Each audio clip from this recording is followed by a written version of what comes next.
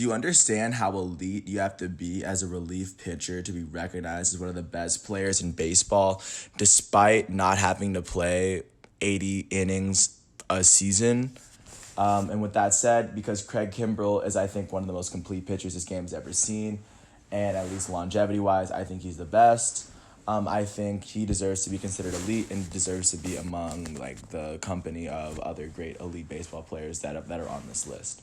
So with that said, it is Monday, July 20th, 2020 here in this quarantine. I'm James Sims.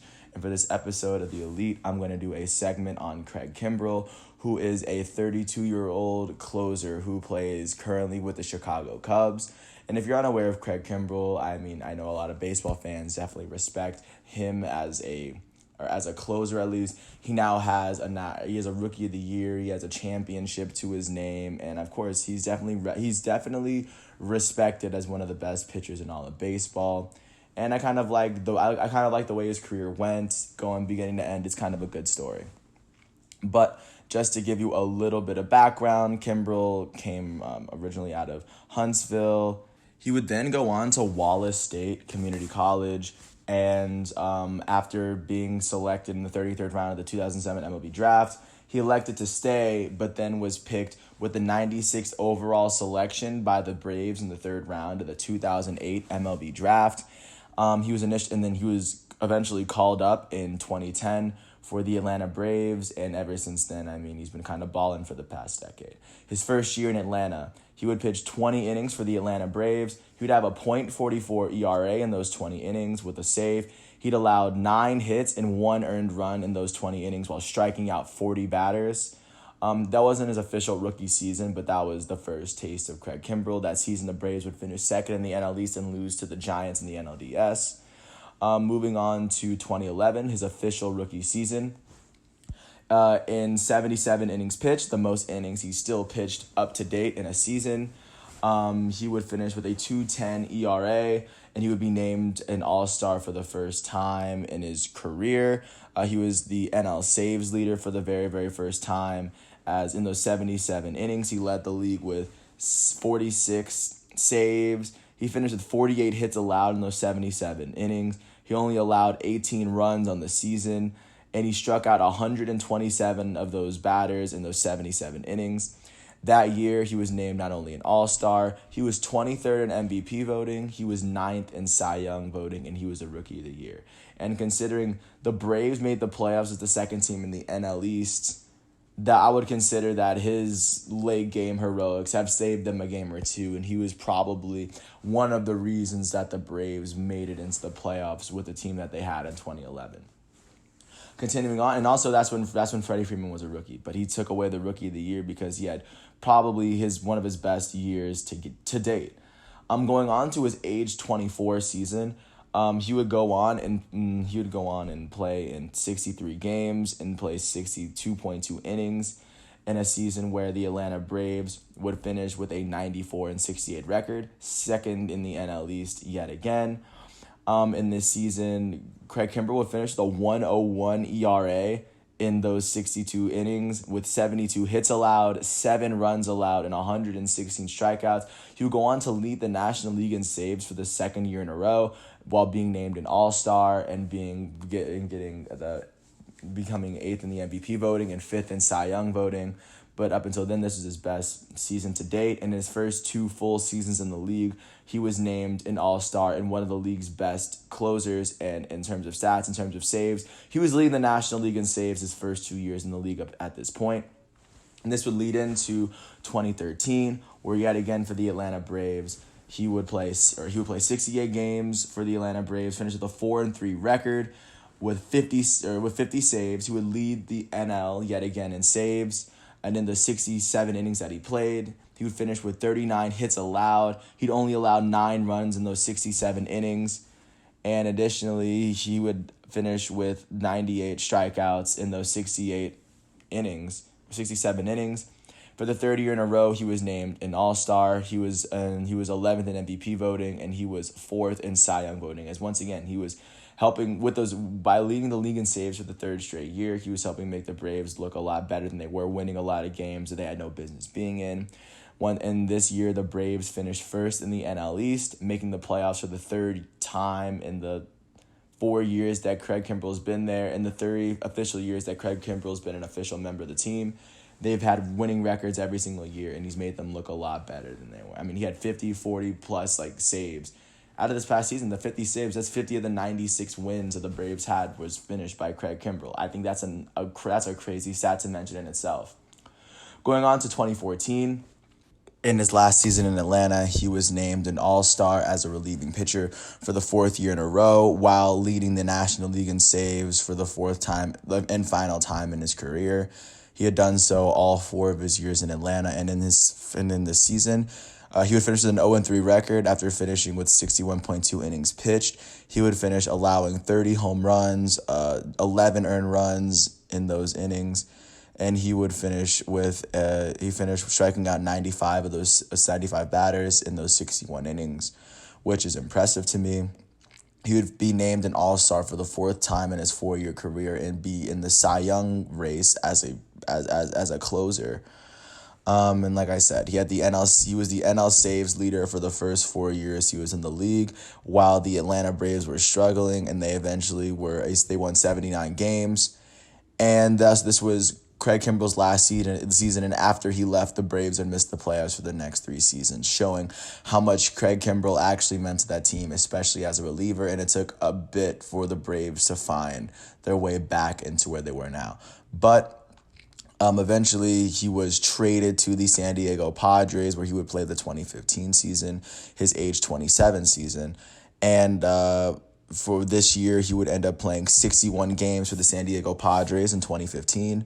He would finish up pitching for 59 innings, winning with a 4-2 record in a season where the San Diego Padres finished with the 4th best record in the National League West.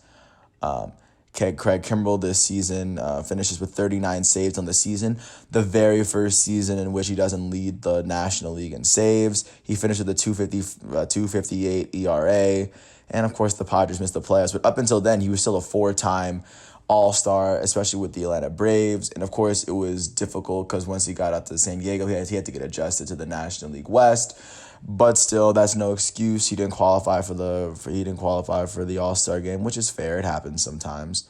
And then after that year, his contract was up. And following his 1-year stint in San Diego, he decided to go to Boston. And in 2016... he would start his first season. He would begin his first season in Boston. In 2016, his age 28 season, he would end up playing for 53 innings and playing in 57 games for the Boston Red Sox.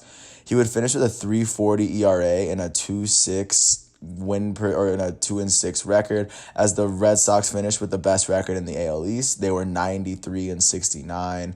On top of that, Kimbrel added He added 31 saves that season, as he ended up allowing 28 hits in those 53 innings and striking out 83 of them.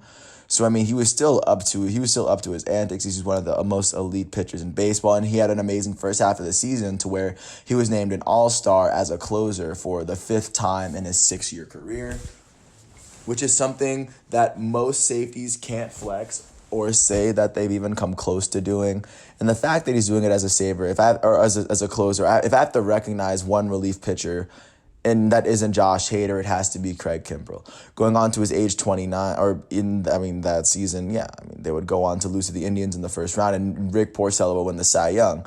But Craig Kimbrel at this point was now for sure the closer for the Boston Red Sox, and he was going to be there until he won a championship.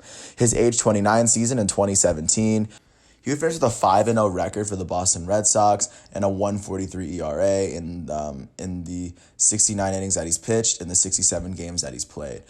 This season, the Red Sox would finish with the best record in the AL East yet again. They would eventually lose to the Astros in the first round, but in the season before they won the championship, he finished with a 1.43 ERA, allowing only 33 hits in 69 innings pitched. He only allowed 11 runs in those 69, and he still struck out 126 batters, the second most batters he struck out the most since his rookie season, where he played more innings and more games. But Adding on to that, he was in the Cy Young race yet again, and he won his sixth. He was named to his sixth All-Star game in 7 seasons, which is something to be noted, especially as a closer. Considering only one closer in my lifetime has been named to the Hall of Fame, I imagine that Craig Kimbrel might be the second because of what he's done, or he might be one of them based off what he's done at least this far in his career. But until then, he had not won a championship, and then this leads into the 2018 season. In 2018, in his third season in Boston, Craig Kimbrel would finish with a 5-1 record and a 2.74 ERA while playing 63 games and pitching for 62.1 innings for a Red Sox team that would end up winning 108 games on the baseball season, the most I've seen in a season. That's what they did in the regular season. Craig Kimbrel was named to his 7th All-Star game and he was 3 for 3 in all seasons that he was in Boston. He was named an All-Star. He would finish with 42 saves on the season, the most since he was in Atlanta. That'll be the most since his last season in Atlanta.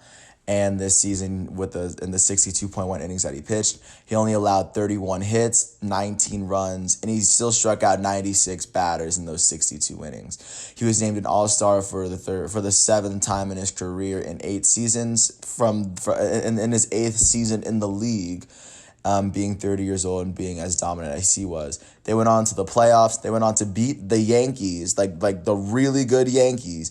They beat them in 4 in the ALDS. They beat the Astros in 5 in the ALCS. And the Red Sox ended up beating the Dodgers in the World Series in 5. Mookie Betts was the MVP. And Craig Kimbrel finished out the series. He and Chris Sale would eventually go down and Mookie Betts would go down with championships in their career. And this would lead to him getting signed at the end of last season by the Chicago Cubs. And of course, this was kind of random, but he still did play 23 games last season for the Chicago Cubs. And in those 23 games, he would go on to pitch 20.2 innings where he would allow 21 hits, 15 earned runs in those 20 innings, and he would finish with 30 strikeouts, which is, it was tough because he didn't start the season with the Chicago Cubs and he joined middle of the season, which is tough. But if you look at a player, and then before I look at Craig Kimbrel, just looking at that season, they finished 3rd in the Central, but they didn't play the full season with them. Looking at a player like Craig Kimbrel, who is this good of a closer at age 32, who's a rare member of the 300 Saves Club, and additionally, he pitched an immaculate inning in 2017 with the Boston Red Sox. So, he has that to his resume as well. He's done things that many other closers in MLB history have not even come close to doing. And then as of right now, if you're looking at what he's done in his past, he was the best closer in Atlanta while he was there, the 4 years he was there. He led the NL in saves, and he had incredible ERAs every single year, and he deserved that Rookie of the Year. He finished out a stint in San Diego where he kind of was playing there for the first year, and it was pretty tough. It was a tough adjustment, especially as a closer. He would go on to Boston, where all 3 years in Boston, he would be an all-star. And he eventually won a championship in Boston.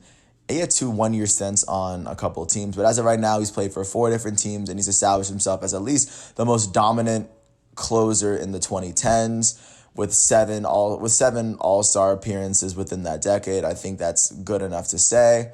And now he's in Chicago with an amazing young team who's won a championship without him. I'm really curious to see what happens to him there. But if you're gonna ask me right now, I still consider Craig Kimbrel an elite closer for what he's done in his league. I'm not trying to impart any of my Atlanta bias, but I do think Craig Kimbrel is one of the best. And considering I don't have many closers or relief pitchers on my list, I think Craig Kimbrel should be one of the 2 that are mentioned on my list. And with that said, I appreciate you for listening to all 14 minutes of this. If you ever get a chance, peep my boy Craig Kimbrel, who right now is wearing number 46 for the Chicago Cubs. Just watch him play. Just see how much he controls the game, and you see he does his little thing where he'll hang his arms down like a scarecrow. But when you really watch him, just get to see how much he really controls at least the tempo in the last inning. And he has the ice to finish these games. He goes right at pitchers. He goes right at hitters. He's incredibly fearless. And with that, I've really said my piece. Craig Kimbrel is an elite closer. His career up until now says so, and I believe when he comes back next season, he'll be ready to tear the league a new one. With that, I've said my piece. Peace out.